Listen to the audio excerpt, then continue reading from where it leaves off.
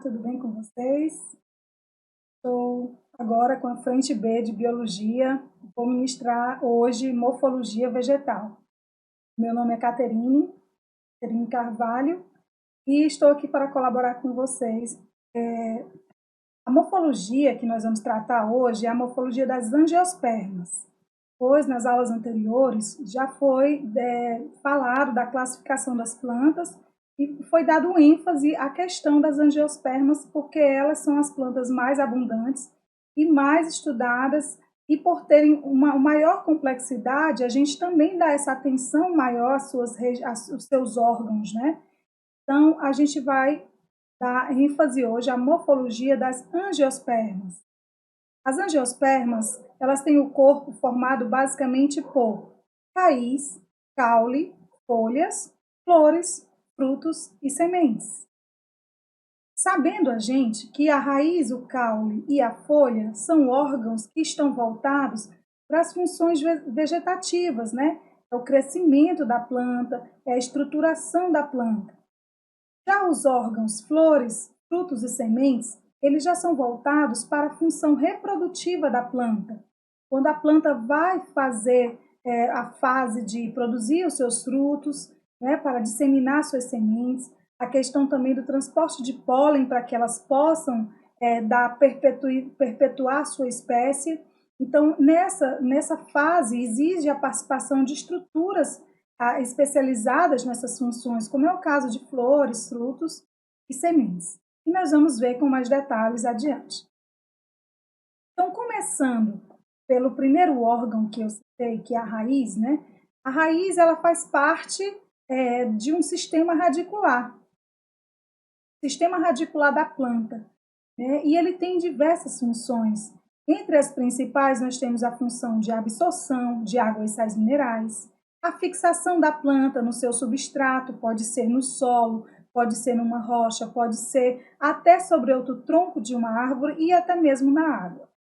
A raiz, ela dá suporte à planta. Tá? Algumas adaptações vão dar maior sustentação dependendo do ambiente em que ela se encontra. Raízes também podem ser reservas nutritivas. Por exemplo, existem, né, as tuberosas, que a gente vai ver mais adiante, são raízes que têm uma reserva nutritiva para alguma época em que a planta vai precisar dessa reserva, desses nutrientes. Pelo fato de que, de acordo com o clima de onde ela habita, né? Isso ocorre muito, por exemplo, em plantas que tem uma época que elas não vão poder fazer fotossíntese pela queda de suas folhas, enfim, elas podem fazer essa reserva nutritiva nas raízes. E outras não, né? E outras têm mesmo essa característica, como é o caso de beterrabas, cenouras, rabanetes e outros. Também a raiz, ela tem uma atividade respiratória. Algumas plantas sobrevivem em ambientes que o solo é pobre em oxigênio. E isso faz com que ela tenha essa adaptação. Ela vai necessitar realizar essa função para ajudar na planta, porque o ambiente ele traz dificuldades. Então, a raiz também vai auxiliar nesse processo de função respiratória. Nessa imagem, você consegue ver uma raiz de uma planta dicotiledônea. Eu já antecipo a você, mas a gente também vai falar dessa diferença nos próximos slides. Então, nós temos aí uma raiz principal, abaixo desse colo você consegue ver uma estrutura principal, seguindo de ramificações laterais. Então, ela se divide, as partes de uma raiz principal, a gente tem o colo, é a parte que diferencia a raiz de caule. Geralmente ela é que está fazendo também a diferença da parte submersa no solo, né, soterrada no solo, e a parte acima, né, ela faz essa diferença, a transição. Aí nós temos a zona principal, é esse talo principal da raiz, que é como a raiz pivotante, né, o axial. Você consegue ver umas ramificações laterais, corresponde a uma área também chamada de zona secundária. São as raízes laterais. Elas dão o quê? Mais equilíbrio e suporte à planta, pois geralmente são árvores, né, e arbustos, e eles vão fincando no solo, e eles precisam, para ter o equilíbrio, raízes em uma posição horizontal, não só essa vertical que vai fincando no solo. Tá? Essa também é chamada uma zona suberosa. Há também essa região, a região de onde saem as raízes laterais. Nós temos, logo abaixo dessa zona de raízes secundárias ou laterais, nós temos a zona pilífera. Nessa área da raiz é que você vai encontrar os pelos absorventes, né? São estruturas que vão absorver a água do solo, por onde vai entrar a água com minerais para que ela faça o seu próprio alimento, que é uma característica da planta, fabricar o seu próprio alimento pela fotossíntese. Então, a seiva bruta ela vai se formar a partir da água que entra pelos pelos absorventes, na zona pilífera da raiz. Logo abaixo da zona pilífera, nós temos uma região riquíssima em células capazes de se dividirem, que é a chamada zona de crescimento, também chamada de zona meristemática. Tá? A gente vai também ter uma aula logo após a de morfologia, nós vamos falar sobre os tecidos vegetais e a gente vai descrever com mais detalhes esse tecido. Tá? Então, a zona de crescimento, que fica logo abaixo da zona pilífera, é uma região que vai ser responsável pelo crescimento da raiz. Bem na extremidade, você vai ter a coifa. A coifa é um capuz protetor, porque imagine, essa raiz ela vai furando o solo, ela vai provocando rachaduras em rochas. Então, se ela não tiver uma cutícula resistente, ela vai se desgastar. Isso é um prejuízo para a planta. Então, a coifa é feita de uma cutícula protetora, um material resistente para que ela não se desgaste à medida em que ela vai fincando no solo.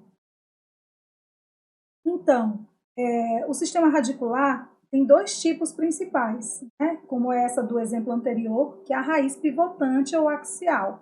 Ela é uma raiz onde nós temos uma raiz principal e onde vai partir outras raízes secundárias. É o que a gente encontra nas plantas dicotiledôneas, né? O pé de manga, de caju, de goiaba, aquela plantinha, o pé de boldo, de erva cidreira, a roseira.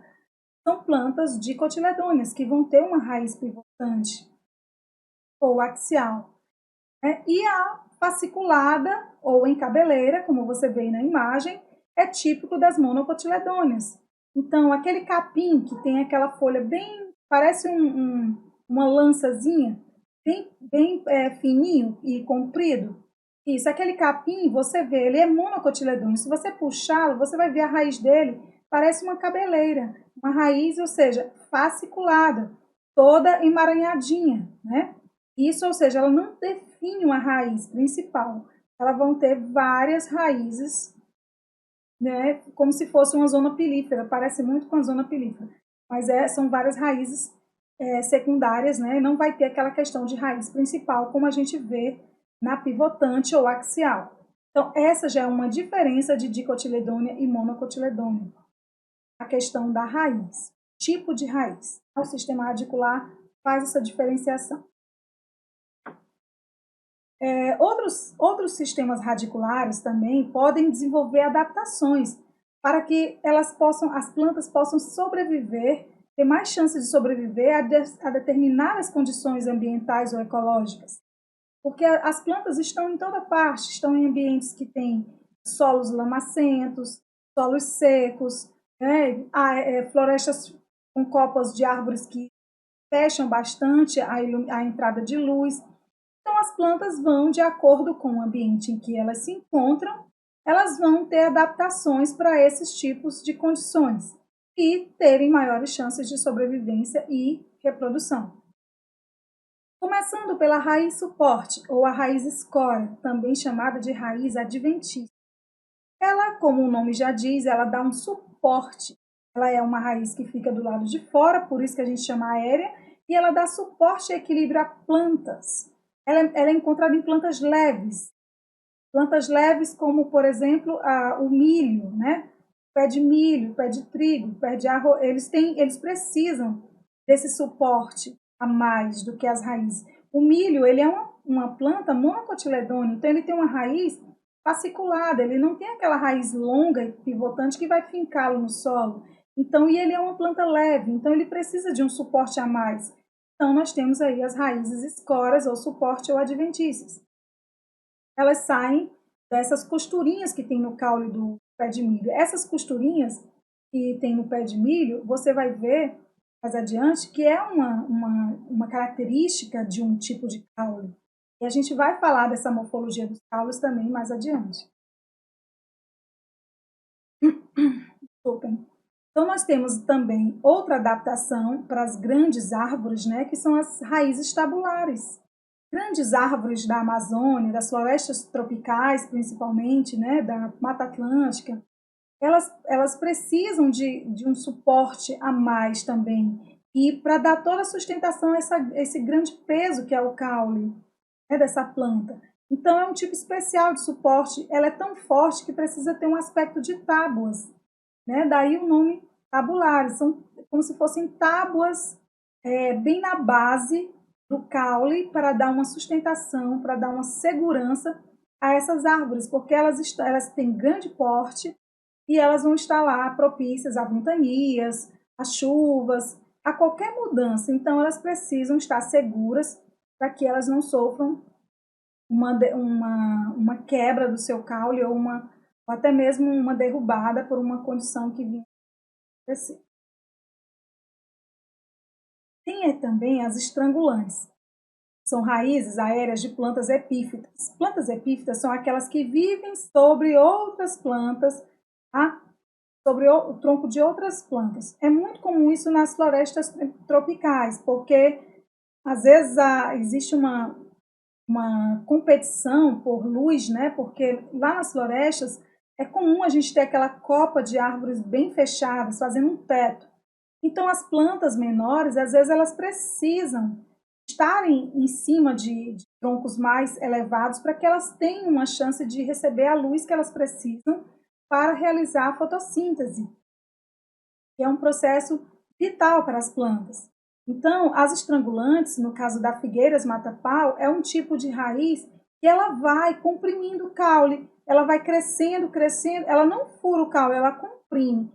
Com isso, ela deixa ela não permite com que os vasos, né, condutores de seivas, façam o seu papel. Os vasos condutores são tipo as nossas veias e as nossas artérias. Eles circulam substâncias no interior da planta. Então, se houver a compressão desses vasos, a circulação fica impedida e isso pode levar a planta à morte. É o caso das figueiras mata-pau. Elas estrangulam com essas raízes que vão agarrando fortemente o tronco da planta hospedeira. E aí a gente tem agora os pneumatóforos. Pneumatóforos, né, também chamados de raízes respiratórias. Como você vê na imagem aí, ó, todos esses pontinhos que estão para fora dessa água são os pneumatóforos, são estruturas que saem das raízes dessas plantas. Por quê? Porque esse local é um manguezal. E o manguezal, ele tem muita matéria em decomposição. Então, lá o oxigênio ele é meio restrito, né? Então, as plantas precisam dessas estruturas, onde elas vão ter pequenos orifícios para a absorção do oxigênio e auxiliar a respiração da planta. Então, nos manguezais, é comum você encontrar esses pneumatóforos, né? Ou essas estruturas, elas como se fossem talos de plantas, né? Que estavam ali e morreram, mas não são. A gente pode até confundir, mas à medida que a gente conhece, a gente sabe que são estruturas respiratórias de plantas que naquele local necessitam desse auxílio devido à falta de oxigênio que tem nos manguezais. A Vicenia shaueriana é um exemplo de uma planta do manguezal. Outra adaptação é a raiz tuberosa, né? São raízes que têm uma reserva. Lembra quando eu falei lá no início que as raízes também fazem reserva nutritiva? Pois são as adaptações chamadas de tuberosas. As tuberosas são encontradas como a cenoura, a batata doce, o rabanete, a mandioca, a macaxeira, tá? São tipos de raízes que acumulam substâncias nutritivas. E aí dão esse aspecto mais gordinho delas, né? E são até usadas como alimento. Só não vamos confundir as batatas, né? Porque se você lembrar, a batata doce, ela tem umas ramificações que vão partir dela, como se fossem uns fiapinhos. Quando você olha para a batatinha, aquela batatinha comum, você vê bolinhas. Então, há uma diferença e é por isso que elas não são o mesmo órgão. A batata doce é raiz. Já a batatinha é caule, que a gente vai ver mais adiante. Outra adaptação são os austórios, né? Já são raízes que furam, elas são capazes de furar os troncos de outras árvores. Elas podem furar e atingir os vasos condutores, tanto os vasos de seiva elaborada como os vasos de seiva bruta. E aí nós temos dois tipos. Aquelas plantas que têm raízes sugadoras ou parasitas que sugam a seiva pronta, né? Já só no ponto, o alimento pronto, ela está sugando a seiva elaborada. Ela está furando os vasos liberianos. Então, a gente pode dizer que é uma planta realmente holoparasita. Ela é totalmente parasita. Ela não se dá o trabalho de realizar fotossíntese. Ela já vai sugando o alimento pronto. E o exemplo que a gente tem representado aí é o cipó-chumbo. Cipó-chumbo coloquei essa foto, mas tem várias fotos que você pode também encontrar. Você verá que ela nem tem uma cor muito verde. Ela é uma planta assim amarelada, porque ela nem precisa fazer fotossíntese. Ela já suga o alimento pronto. Então, ela é realmente uma parasita, uma completa parasita. Já a erva de passarinho, que está também na imagem, você pode ver normalmente erva de passarinho em árvores como o pé de manga, né? A mangueira, você pode encontrar na mangueira, às vezes, aquelas folhas diferentes que nasceram lá. Você diz, mas essa folha é diferente da folha da manga, que é comprida.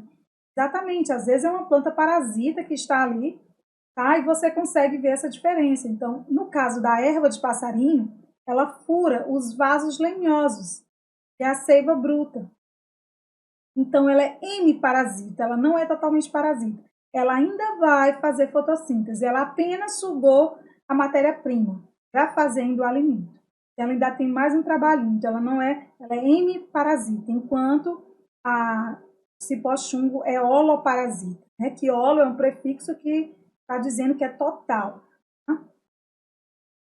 E há uma outra adaptação, é o velame, né? Uma adaptação onde há o véu. O véu por quê? Porque a planta que tem raiz velame, né? No caso das orquídeas, elas costumam ficar elas são epífitas, elas ficam sobre o tronco de árvores, então a raiz dela forma um véu. Esse véu, né, que é um conjunto desses filamentos, ele é adaptado para absorver a umidade do ar. Então é uma adaptação interessante das orquídeas, das bromélias, muito comum em florestas tropicais também, por quê? Porque lá as copas das árvores cobrem bastante, né, o solo, e essas plantinhas ficariam sem luz se elas nascessem no chão. Então, é uma forma delas sobreviverem e terem mais chances de absorção de luz se elas estiverem no tronco das árvores, como epífitas, né? E a sua raiz não fura a planta hospedeira, ela está apenas ali usando o espaço sem prejudicar a planta que lhe deu essa moradia. E aí a sua raiz absorve a umidade como um véu, são vários filamentos, muito comum nas orquídeas e em bromélias. Agora, vamos para os caules. O caule compõe os sistemas caulinares que dão a sustentação à planta.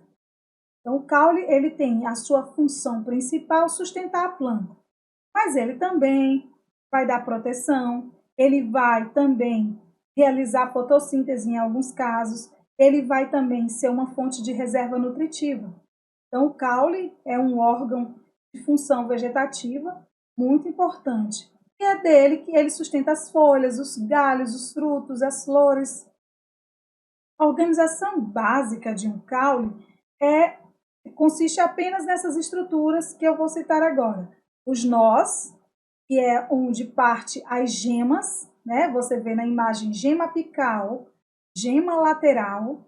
Então, se você observar, é nessa região que a gente chama de nós. Entre um nó e outro, você chama de entre-nó. A partir desses nós, você tem as gemas. Se elas forem para o crescimento para os lados, crescimento horizontal, é as gemas laterais. Se ela for no ápice, crescimento vertical. alongamento da planta, e no caso é a gema apical. Os caules também têm seus tipos, né?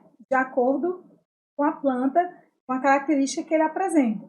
Nas árvores e arbustos, a gente tem um caule tipo tronco, né? É um caule espesso, resistente, né? Com várias camadas, com camadas de células mortas, que dão essa sustentação e dão essa proteção contra a desidratação, tá? E suporta todo o peso da copa da árvore.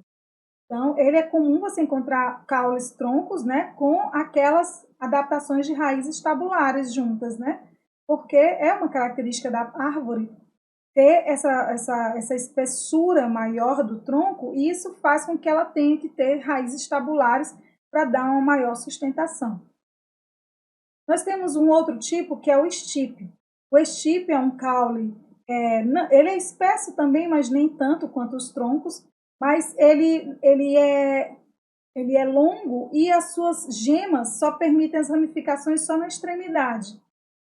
Veja a imagem da palmeira aí. Olha, o estipe ele é longo, mas as suas ramificações somente nas extremidades. E ele tem essas marquinhas, né, das suas gemas, que são visíveis facilmente. Os coqueiros e palmeiras têm esse tipo de caule.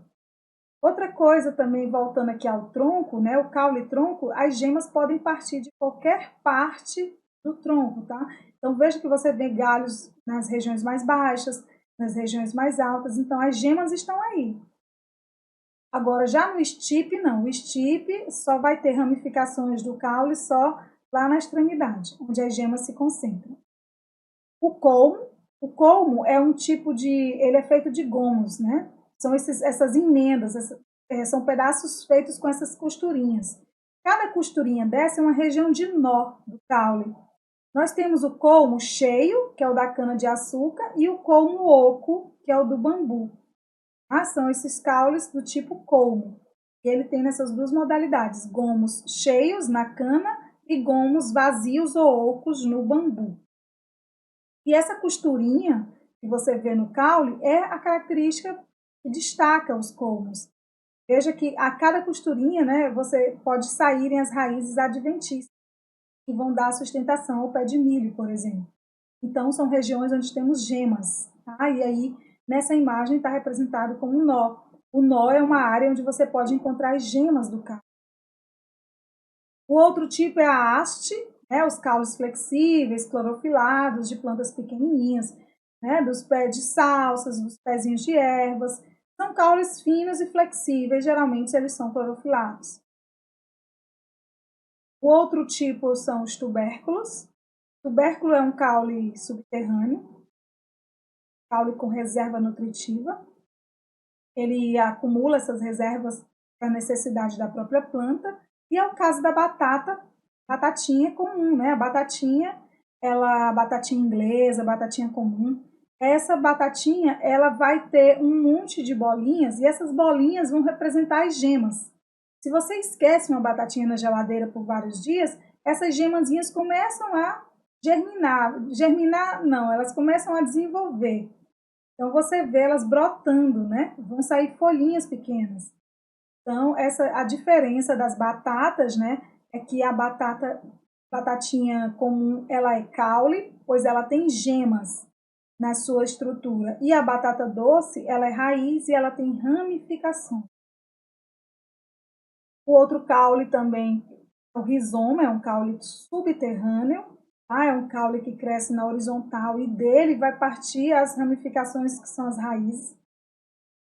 Então, o rizoma é encontrado em raízes de samambaias, que não é, no caso, uma angiosperma, né? É uma pteridófita, mas a gente vai dar um exemplo aqui de angiosperma que tem o caule rizoma, é o gengibre, a bananeira, tá? Elas vão ter esse caule horizontal e as gemas saem para o crescimento das folhas no sentido vertical. O outro também é o caule bulbo, né? Que é um caule subterrâneo, e nós temos exemplo a cebola, nós vamos ver também que tem outros vegetais que têm esse tipo de caule, porque o bulbo ele tem seus subtipos. Nós vamos ter 3 tipos de bulbo, né? Cheio, escamoso e tunicado. Então, a gente entra em detalhes nos slides adiante. Então, a cebola é como se fosse um tipo de prato. O bulbo é um caule achatado e ele vai ser protegido por folhas suculentas. No caso da cebola, aquela parte branca da cebola chamada de catáfilos. E aí, debaixo desse prato, você vê ali raízes, que são as ramificações. Tá? Você observa aqui na figura, ó, onde vão sair as raízes. Então, só para fechar aqui os tipos de caules e partir para as adaptações, tronco, estipe, colmo, haste são caules aéreos. Tá? E tubérculos, rizoma e raiz e bulbo são caules subterrâneos. E as plantas aquáticas vão ter seus caules aquáticos, obviamente. Então, vamos lá. As adaptações que os caules podem ter, de acordo com o ambiente também que as plantas sobrevivem, elas vão precisar dessas características. Elas terem o quê? Maior chance de reprodução e permanência nos ambientes. Então, nós temos os rizóforos, né, que é comum nas plantas dos manguezais, são aqueles tipo cipós que saem dos troncos, dando um suporte a mais para essas plantas, né, os manguezais, a Rhizophyra mangle. Você vê que você até, aquelas imagens das pessoas que vão nos mangues, elas até andam sobre essas estruturas, né, elas se entrelaçam e dão aquelas árvores, né, que são tipo uns arbustos, que são médias, e elas dão um maior suporte, porque ali o solo é lamacento, o solo não tem firmeza. Então, os rizóforos vão dar a essas plantas uma sustentação. Nós temos as adaptações de plantas trepadeiras, que é a questão de caule volúvel, né? São caules flexíveis que eles vão se enrolando em muros, em rochas, em portões, em qualquer coisa que elas encontrarem, para que elas ganhem uma certa fixação. E elas vão ramificando e vão se fincando à medida em que elas vão crescendo. Você acha isso no pé de maracujá, o pé de chuchu é assim, o pé de uva. Eles já fazem nas plantações de uva já o suporte para que elas cresçam ali, porque elas são volúveis.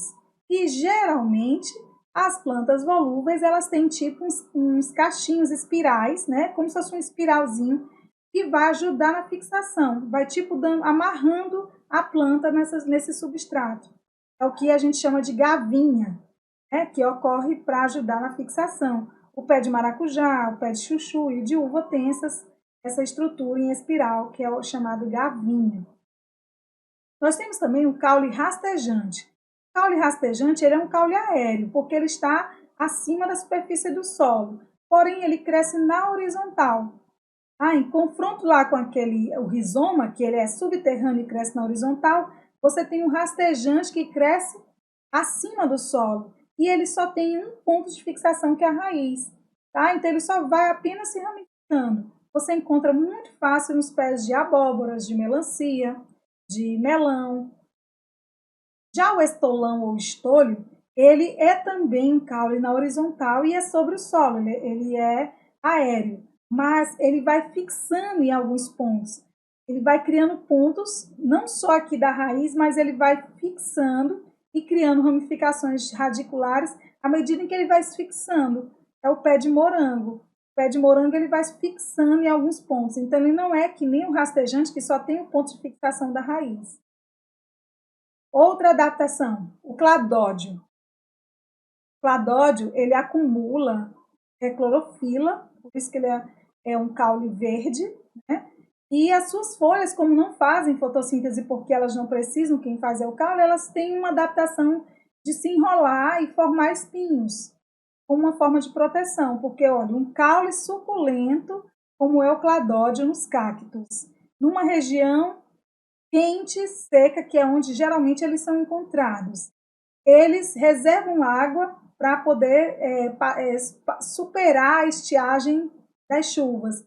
Então, ele seria facilmente atacado por herbívoros.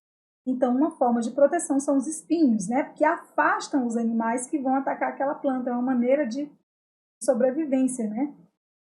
Então, o cladódio é um caule que tem clorofila, e ele faz fotossíntese, e ele também faz reserva de água.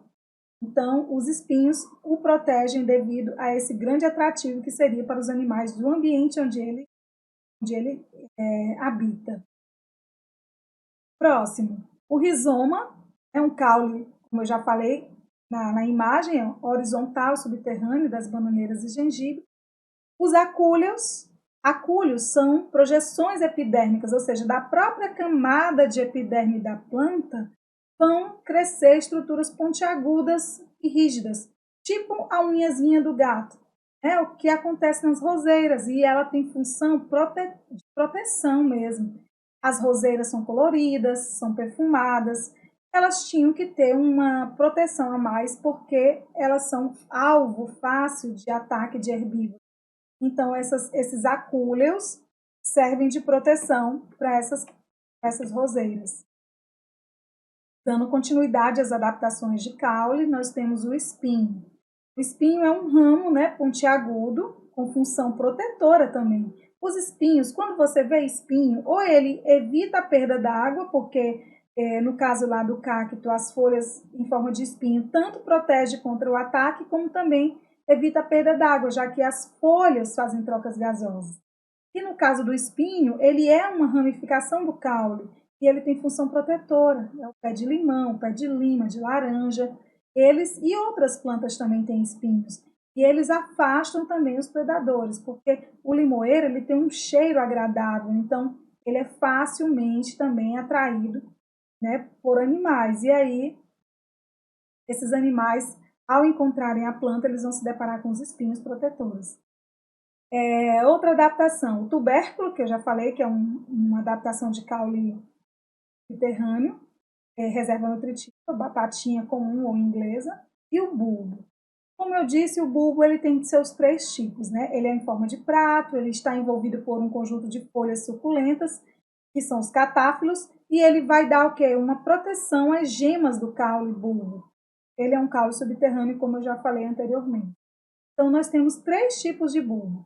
O tunicado. O tunicado ainda pode ser simples, quando ele só é um, é o caso da cebola, e pode ser composto, quando são vários, que vão ter vários gomozinhos de catáfilos, como é o caso do alho.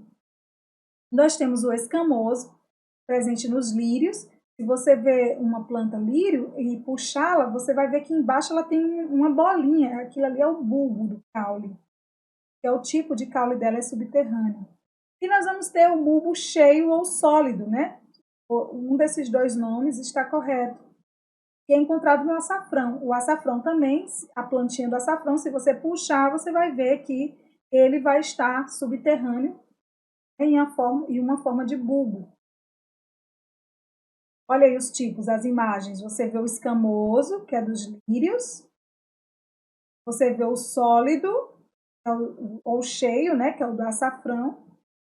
E você vê o tunicado da cebola. Olha essa aí, os catáfilos, ó. E aqui é o bulbo, e aqui são os catáfilos. E o bulbo, os catáfilos, aqui é a proteção, né? O bulbo cheio. E aqui também é um bulbo escamoso, feito de várias escamas. E o tunicado são os catáfilos que envolvem, tá, esse prato que é o caule da cebola. No alho, a diferença é que são várias estruturas dessas. Aqui tem outra do lado, formando o alho que vocês conhecem, né? Agora vamos para a folha. A folha é um órgão de trocas gasosas. Ele tem uma função importantíssima, é como se fosse o nariz da planta. Ela faz a respiração, ela faz a fotossíntese, ela faz a transpiração, ela também libera excessos de água quando o ambiente está muito úmido, então a folha é muito importante. A folha da planta não deve estar coberta por poeira ou fuligem, porque ela vai deixar de realizar as trocas gasosas. Então é importante, né, a chuva, regar as plantas molhando as folhas, porque elas precisam estar livres para que ela possa fazer a sua função, que é a realização de trocas gasosas. Vamos conhecer a estrutura da folha para a gente entender melhor isso. Uma folha completa é constituída de limbo, de pecíolo, bainha e estípulas. Olha, essas estruturas que eu citei, você consegue ver aqui na imagem. Caule, onde a folha se fixa, E aí você tem o nó, que é a gema de onde parte o crescimento de folhas e galhos. E aí você tem, ó, estípulas, são essas estruturazinhas bem na basezinha de fixação. Aí você tem o talinho da folha, que é o pecíolo. Esse talinho cresce e vai até essa região aqui, ó, do limbo, onde o limbo é a lâmina foliar. Essa parte aqui, ó, a face da folha. Tá? E é ela onde nós vamos encontrar estruturas microscópicas que fazem abertura e fechamento para a entrada e saída de gases, para a fotossíntese ou para a transpiração ou para a respiração da planta. Então, no limbo, nessa superfície aqui, você vai encontrar os estômatos, né, que vão fazer essas funções de trocas gasosas. Também você vai encontrar pigmentos de clorofila para a realização da fotossíntese. E tá vendo esses tracinhos aqui, ó? Esses tracinhos são as nervuras. As nervuras é como se elas fossem as veias. É nelas que vão os líquidos com as substâncias da seiva bruta e também vão circular após a fotossíntese, vai circular a seiva elaborada por toda a planta. Tá? Então, essa é uma estrutura básica de uma folha completa. Toda folha tem tudo isso? Não. Tem folha que não tem o pecíolo, tem folha que não tem as nervuras nesse sentido, elas vão estar retinhas. Tem folha que tem o formato desse limbo aqui diferente, compridinha, ovalada, em forma de coração. Essas bordas podem ser lisas, podem ser denteadas, podem ser de diversas formas. Esse limbo pode ser único, pode ser subdividido. Outra coisa, podemos ter uma estrutura a mais aqui chamada de bainha. Então, nem toda folha vão ter todas essas estruturas que estão aqui na imagem. Essa imagem é para mostrar uma folha completa. Então, nós temos aqui agora a diferença das folhas de acordo com o tipo de planta que ela é. Se ela é uma monocotiledônea, você vai encontrar uma folha invaginante, ou seja, ela tem uma bainha onde ela vai prender no caule. E o seu limbo vão ter nervuras paralelas, como é o caso das folhas do capim, da bananeira, das palmeiras. Então, a gente chama uma folha paralelinérvia, porque as suas nervuras são paralelas. E a gente chama uma folha invaginante, porque ela tem bainha que vai prender no caule.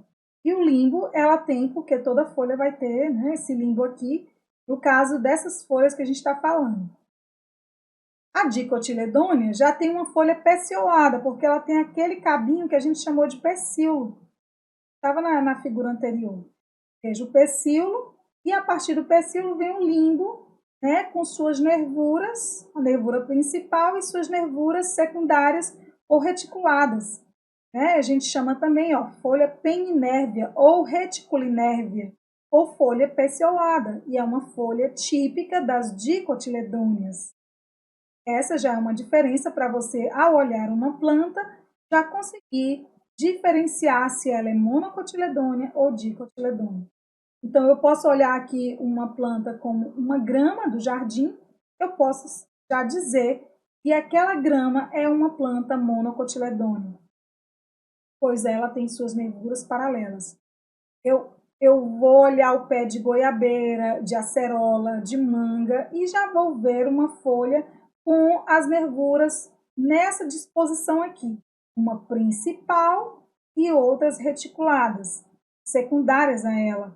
Então, eu já digo que essa planta é uma dicotiledônea. A folha do couve, né, a gente já consegue ver que é uma folha de planta dicotiledônea devido à disposição das suas nervuras, certo? E aí você chama, repetindo agora, folha peciolada, quando ela tem pecíolo e ela é uma dicotiledônea. As folhas da monocotiledônea têm bainha e são invaginantes. E sabia que tem folha que nem tem bainha e nem tem pecíolo? São chamadas de folhas sésseis. Elas já são grudadinhas diretamente no caule. Acontecem em algumas plantas. Agora, as adaptações das folhas, né? Como a gente já falou, adaptações de raízes, adaptações de caules e adaptações de folhas. Então, existem essas adaptações especiais, né, que vão fazer com que essas folhas ganhem funções a mais, além das trocas gasosas. É o caso de gavinhas também, né? Algumas, no caso das ervilhas, elas vão ter essas gavinhas, são ganchinhos, né? Enroladinhos para dar uma fixação a mais para essa planta. As brácteas, que dá uma proteção às flores. Brácteas, muitas vezes você, quando vai ver as partes de uma flor, tem lá, né, brácteas, logo abaixo das sépalas, né? Antes de você falar do cálice das sépalas, você vê lá brácteas. Pois é, as brácteas, elas, flores coloridas, atrativas, elas geralmente são pequenininhas e verdes. Mas já tem flores que são pouco atrativas e pouco desenvolvidas e vão ter brácteas bem atrativas e coloridas. É o caso da flor primavera. A primavera, copo de leite, elas têm uma bráctea que vai chamar a atenção dos polinizadores, então elas são coloridas. Elas vão atrair os polinizadores e dar proteção àquela flor. Agora tem um detalhe que você pode já saber disso, mas as brácteas nem sempre são essas coisinhas coloridas e bonitinhas. No pé de coco, você já deve ter visto uma coisa que parece uma barca de sushi. Aquela estrutura que está abaixo do cacho de coco, ali é uma bráctea. Uma bráctea bem grande, né? E ela é dura e rígida, então ela dá uma certa proteção àquele cacho de coco. As carnívoras são adaptações de folhas que elas produzem substâncias digestivas e elas vão fazer armadilhas para capturar insetos. Mas elas comem insetos? Não, elas vão capturar os nutrientes desses insetos, mesmo assim vão realizar a fotossíntese. Então nós temos a dioneia, as nepentes, a drosera, como essa daqui. Aqui a nepentes, ela é um copo, o inseto anda aqui, ó, aqui é bem açucarado, eles põem uns néctares, aí o inseto vem andando e ele cai nesse copo. Quando ele cai, ele vai encontrar uma substância pegajosa e faz com que ele não consiga sair, então ele é digerido. A dioneia, ela fecha, ao ser tocada nessa área aqui, ó, ela vai fechar essas duas partes da folha e aí vai digerir aquele inseto e vai usar os seus nutrientes. Veja que elas são verdes e elas têm clorofila, elas têm pigmentos que elas ainda fazem fotossíntese. Então, quanto à disposição agora, né, a disposição das folhas na planta, existe uma área de estudo para o modo em que elas estão arranjadas no caule, que é a filotaxia. Existem 3 tipos básicos de filotaxia. Então, nós temos plantas que as folhas ficam alternadas no caule, ou elas ficam opostas, né, uma do ladinho da outra, ou elas ficam verticiladas, né? Cria um conjunto aqui e outro conjunto ali. E onde partem essas fixações das folhas é um nó no caule. E o nó, lembrando, o nó é uma área onde nós temos gemas. Gemas são áreas do caule ricas em células de multiplicação, responsáveis pelo crescimento da planta, de galhos, de folhas, frutos, flores e do próprio crescimento alongado da planta, porque nós temos a gema apical. Quanto ao formato das folhas, né, nós temos o limbo, que ele pode ser simples, um só limbo, uma só face. Ele pode ser composto quando ele é subdividido em vários, em folíolos. E pode ter formatos em forma de uma mão, que é a palmada. E nós vamos ter diversos formatos. Nós vamos ter também outros limbos arredondados, alongados, ovalados, formas de coração.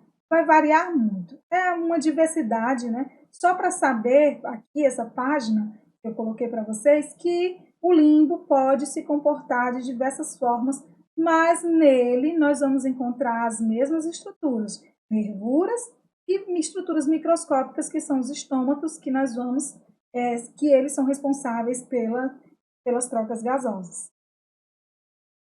Agora a gente vai falar da flor.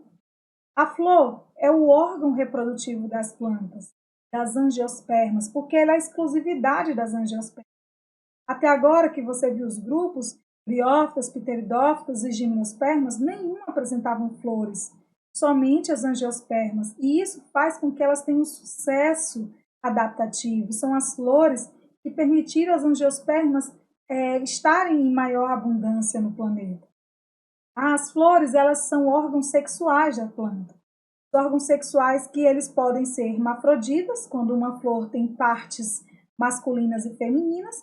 Então, as flores podem ser monóicas, quando elas têm os órgãos reprodutivos dos sexos, e pode ser dioicas, quando ela tem apenas um dos sexos. A morfologia das angiospermas.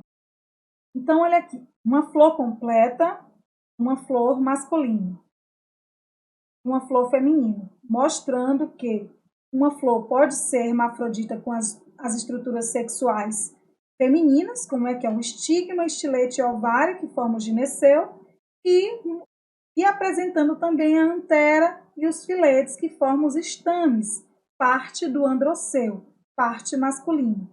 E essas estruturas aqui que não são relacionadas à sexualidade da flor: pétalas, sépalas, receptáculo e pedúnculo. Então, uma flor que vai ter os verticilos florais e as estruturas masculinas e femininas, ou seja, gineceu e androceu, ela é uma flor completa, hermafrodita.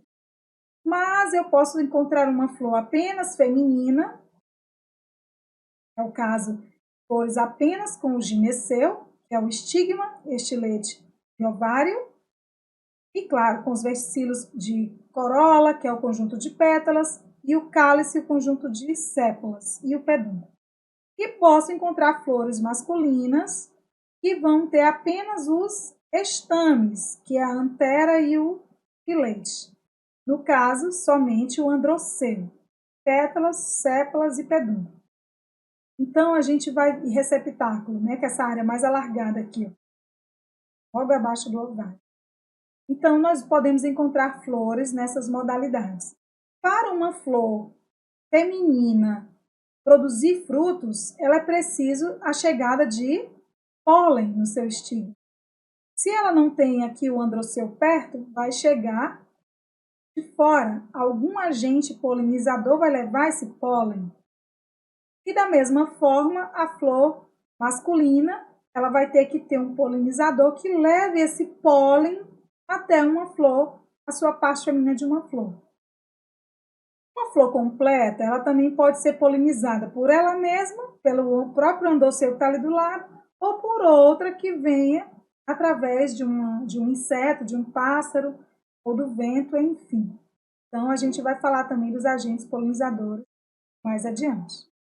Olha, os agentes polinizadores, né, como eu já estava falando, eles fazem o transporte do pólen.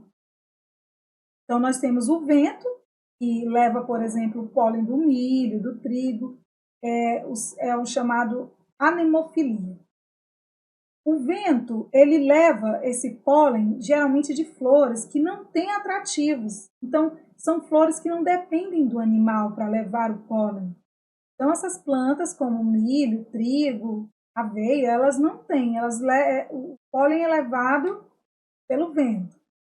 Já as flores que têm como agente polinizador animais, elas são coloridas, elas são atrativas, elas são de chamar a atenção para servir um alimento àquele polinizador enquanto ele leva o seu pólen de recompensa. Então, insetos, né, polinizam flores, as abelhas elas pousam para sugar o néctar e ficam todas cheias de pólen, e elas vão em várias flores, e assim elas vão levando o pólen e realizando a fecundação, facilitando a fecundação dessas plantas, né? E quando é por inseto, a gente chama que é a entomofilia, e por pássaros, ornitofilia, é quando o agente polinizador é pássaro. Então, aí são alguns exemplos de agentes polinizadores que levam o pólen das angiospermas de uma flor para outra. E a semente, que é o agente produzido, né, depois da fecundação, o conteúdo fecundação e ciclos reprodutivos já foi tratado na aula anterior, então estou só dando uma pequena retomada para a gente dar seguimento. Então, a semente é o óvulo modificado, desenvolvido, né? Então, aquele óvulo da flor fecundado, ele vai dar origem à semente, e dentro dele vai estar quem? O embrião da futura planta. E a semente tem suas partes. Ela tem a sua casca, que é o tegumento, né? Pode ser rígido ou não. E dentro ela vai ter uma reserva nutritiva para sustentar esse embrião nesse período, nos primeiros dias após a germinação, e um embrião dormente. Esse embrião dormente vai ser a futura planta. Ele já está ali no ponto de crescer. Já foi originado, é como um bebê no útero de uma mãe. Mas só que ali ele está dormente. Ele só vai se desenvolver se a semente for germinada. Então, nós temos numa semente o tegumento, que é a casca. Olha, casca, tegumentos. O endosperma, que é o material nutritivo de reserva, é o alimento desse embrião. Mas no momento que ele está na semente, ela está ali paradinha, ele está dormente, esse embriãozinho. Ele é protegido por umas folhas especiais chamadas de cotilédones. No milho, aqui é uma semente de milho, de monocotiledônio, ele só tem um cotilédone. Na semente da mamona, do feijão, da ervilha, que são dicotiledôneos, eles têm 2 cotilédones. Então, há essa diferença de sementes de plantas mono e dicotiledôneas. Então, nós temos aí um embrião protegido, né, por um cotilédone. Ele é protegido também, a parede do fruto fundida com tegumentos da semente. Tá aqui, isso é comum na semente de monocotiledôneas. E aqui o embrião já é mais livrinho, aqui na semente das dicotiledôneas, certo? E o endosperma ou albúmen é o material nutritivo de reserva que vai ser necessário nos primeiros dias após a germinação, pois o embrião ainda não vai ter folhas para fazer o próprio alimento. Ele vai precisar se alimentar desse material aí. Só uma retomada aqui, quando eu falei de flores, existem também diferenças de flores de mono e dicotiledôneas. Flores de monocotiledôneas, geralmente elas são trímeras. Elas têm 3 pétalas, 3 sépalas e múltiplos de 3. E as dicotiledôneas, elas são pentâmeras. Geralmente têm múltiplos de 5, né? 5 pétalas, 5 sépalas, 5 estames e múltiplos de 5. Tá? As dímeras e trímeras são geralmente das monocotiledôneas. Olha aqui a germinação de uma semente, né? Ela precisa de condições favoráveis, de umidade, temperatura, para que ela possa realizar a germinação, que é o momento de desenvolvimento desse embrião. E nos dois grupos de angiospermas, que é as monocotiledôneas e eudicotiledôneas, ocorre de forma diferente. Olha aqui, você vê que essas estruturas, o endosperma é o material nutritivo, o cotilédone é a capa protetora, uma folha especial de proteção do embrião. E nós temos estruturas, coleótipos, né, que vão dar origem aos primeiros galinhos daquela futura planta, o epicótilo, hipocótilo e radícula. Isso aqui são estruturas que vão originar a planta. A radícula já sabe que ela vai dar origem à raiz. Esse hipocótilo e epicótilo e coleótipos vão ser estruturas que vão alongar e vão dar origem ao caule e às primeiras folhas. Então, você vê aqui, o tegumento em volta da semente ainda, ele vai abrir, né? E a planta já vai se fixar com uma radícula e o hipocótilo já vai, empurrando para a saída do embrião para a formação das suas primeiras folhas. E aí, aqui nesse momento, ele está utilizando a sua alimentação do endosperma, o material nutritivo. E ele só vai fabricar o próprio alimento quando ele já tiver suas primeiras folhas, que tiver clorofila para que ele realize a fabricação do próprio alimento. Aqui embaixo nós temos o feijão, epicótilo, é tipo um ganchinho, eles dois, o hipocótilo e o epicótilo. Qual é a diferença deles? O hipocótilo ele é mais pertinho da radícula, tá? E o epicótilo é mais acima. Existe a diferença deles é de posição. E aí, quando ocorre a germinação, olha aí, radícula, semente, o embrião aqui ainda está se alimentando de endosperma. Quando ocorre a saída dessas estruturas, né? Do hipocótilo já empurrando a raizinha, ele está empurrando aqui, ó, os cotilédones, no caso, olha aí, ele está empurrando diferente daqui, ó. Os cotilédones do feijão, né?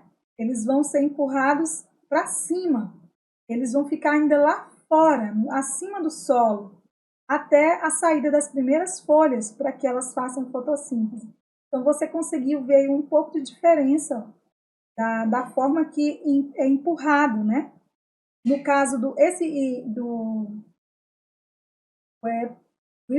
hipocótilo, o hipocótilo, quando ele está empurrando os cotilédones para cima, é chamado de epigéia, a forma de desenvolvimento. Epígea. A epígea põe os cotilédones para fora. É o que acontece com o feijão. Já aqui no milho é hipógea. A hipógea deixa os cotilédones ainda embaixo, ó. Eles não saem, ele não vai sair. Vai crescer as primeiras folhas e aqui embaixo mesmo ele vai se generar, à medida em que a planta cresce. A do feijão não, você ainda consegue ver os cotilédones fora. Então você conseguiu ver essa diferença também no desenvolvimento, na germinação dessas sementes da monocotiledônia e dicotiledônia.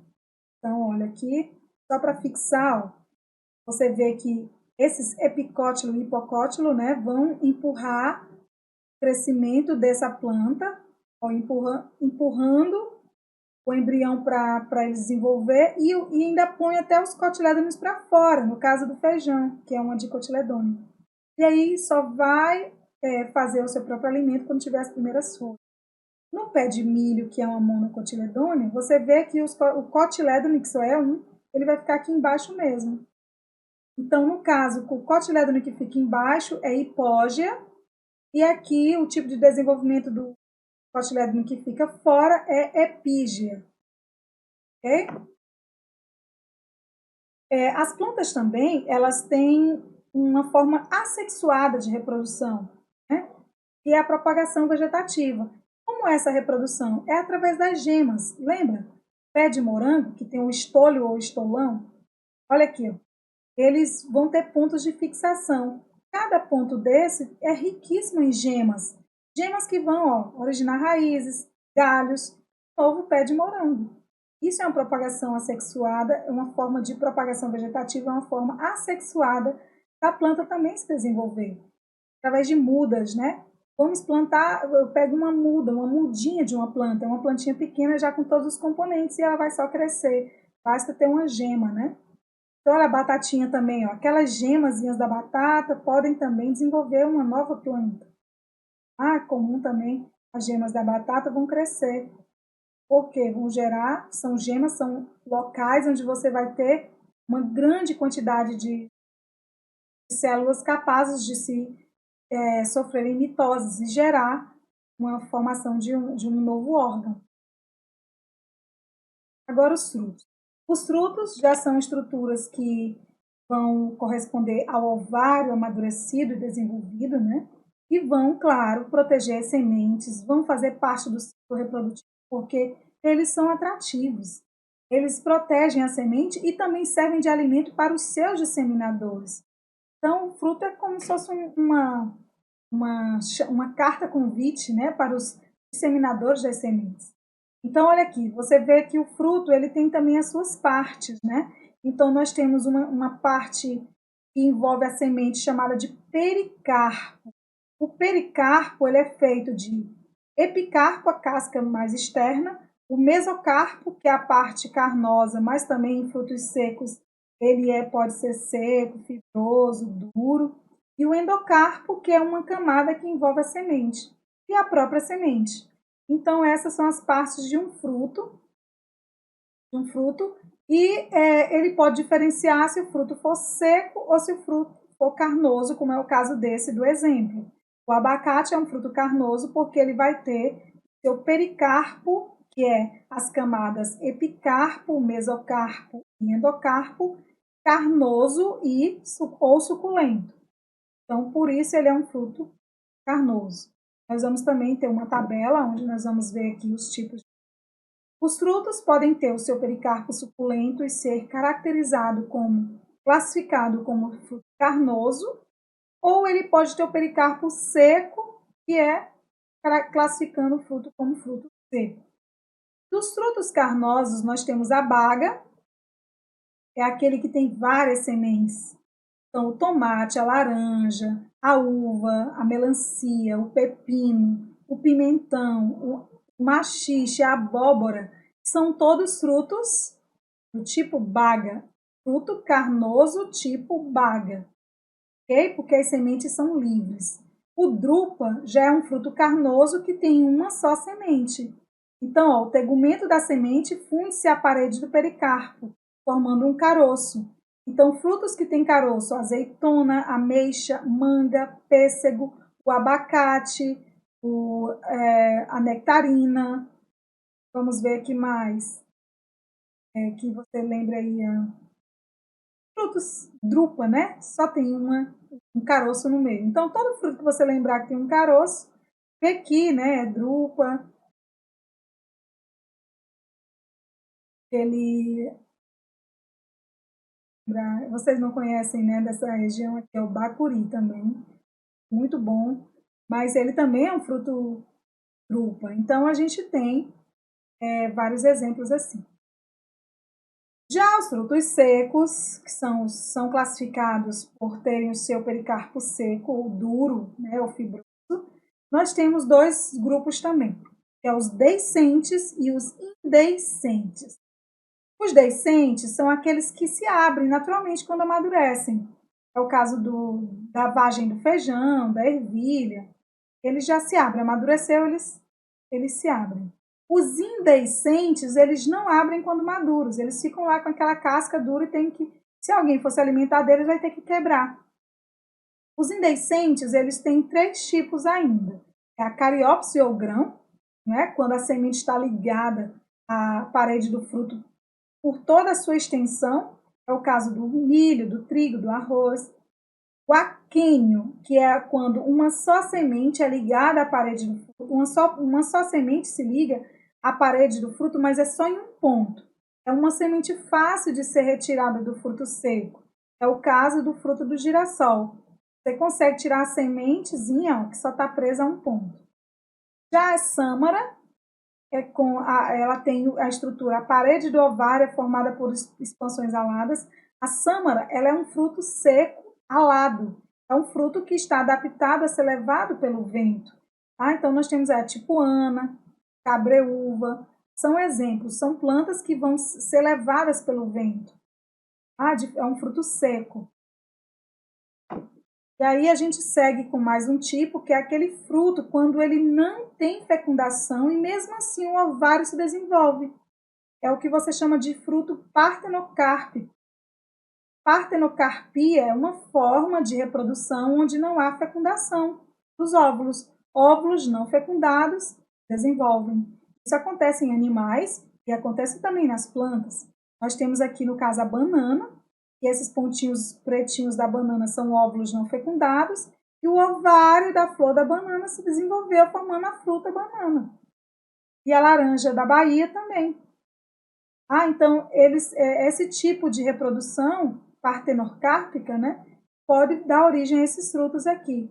É uma coisa interessante para quem, no caso, quer formar frutos, né, sem sementes. Eles já conseguem fazer isso na engenharia, na agricultura, para formar frutos sem sementes. É uma vantagem para as vendas, né, de pessoas, né? Uma melancia sem semente, né, uma mamão sem semente, fica mais prático para algumas pessoas. Então, é uma forma também de já um olhar comercial, né, para esse tipo de conhecimento. E nós temos os pseudofrutos, que são frutos que não originaram do ovário, e sim de uma outra parte da flor, né? Eles contêm reservas nutritivas, mas não foi do ovário amadurecido, foi do receptáculo, foi do pedúnculo, foi de outra parte que não seja o ovário. Então, nós temos pseudofrutos, são falsos frutos simples, como é o caso do caju, que veio do desenvolvimento do receptáculo floral, que é o fruto verdadeiro é a castanha, e a castanha é um fruto seco. A maçã e a pera, elas vieram do desenvolvimento do receptáculo floral, e é a parte carnosa e suculenta da fruta, do pseudofruto. Então, são exemplos de pseudofrutos simples. Nós temos pseudofrutos agregados, que são aqueles que são vários que se unem ali, e é o caso do morango. Aqueles pontinhos escuros do morango, cada pontinho daquele é o fruto verdadeiro. Fruto seco que não desenvolveu. Na verdade, a parte suculenta que desenvolveu foi do receptáculo floral. Então, o morango é um agregado de pseudofrutos. E podem também ser pseudofrutos múltiplos ou infrutescentes, como é o caso do abacaxi, da amora e do figo. Muito comum a gente chamar de frutas, né? Esses frutos suculentos e carnosos serem chamados de frutas, mas eles não são frutas, na verdade, não é um termo botânico, técnico da botânica, né? Da biologia, não é. É um termo, né, que popularmente as pessoas estão chamando, mas o nome do órgão mesmo é fruto. Ah, mas fruta já é uma palavra mais popular para se referir aos frutos suculentos. Veja que você não chama, por exemplo, o girassol de fruta, né? É um fruto seco. Feijão, a vagem do feijão, você não chama ela de fruta, né? Chama de grãos, né? Os grãos de feijão, de milho. Só se refere à fruta aquilo que é carnoso e suculento. Mas, tecnicamente, na biologia não é um termo. Ah, não é um termo técnico, é um termo comum. As sementes também, elas têm mecanismos de dispersão. Aí é muito importante, porque a semente carrega o embrião da planta. Então, para que novas espécies de plantas elas se perpetuem, né, e elas consigam também nascer em locais distantes da planta mãe, é interessante que elas possam ser levadas, disseminadas. E essa disseminação também pode acontecer por outros agentes, como o vento, que a gente chama de anemocoria, quando os frutos são leves, alados, né? O vento leva. Tem frutos como a sapucaí que eles explodem, a mamona, eles explodem também para tentar disseminar suas sementes. Quando o fruto é levado, quando o fruto é atrativo para animais, as suas sementes são disseminadas por eles, e a gente chama zoocoria. Então, frutos suculentos, saborosos, aqueles coloridos, que emitem aromas, eles são levados por animais para que as sementes sejam germinadas em diversos lugares. Mesmo aquelas sementes que passam pelo intestino de animais, elas podem ser germinadas. Existem, né? Existem sementes que só germinam, produzem, no caso, existe café, que ele precisa passar pelo intestino de um animal. Existem também sementes do lobo-guará, né, que ele tem uma planta que também precisa as sementes passarem pelo intestino dele. Então, existem mecanismos, né, de sementes que elas não morrem passando pelo trato digestivo. E aí nós temos aquelas sementes que são disseminadas pela água. É o caso do coco da praia, coco da Bahia, né, que ele é fibroso e ele flutua na água. A sua estrutura fibrosa, aquela casca fibrosa, acumula ar entre as suas fibras para que ele possa flutuar e ser levado o mais distante possível e possa germinar em locais diferentes para que essa planta dê continuidade à sua espécie. Quando acontece pela água, é hidrocoria. E muito obrigada pela atenção de vocês. Espero ter esclarecido. E a gente se vê novamente com o próximo conteúdo, que é histologia vegetal.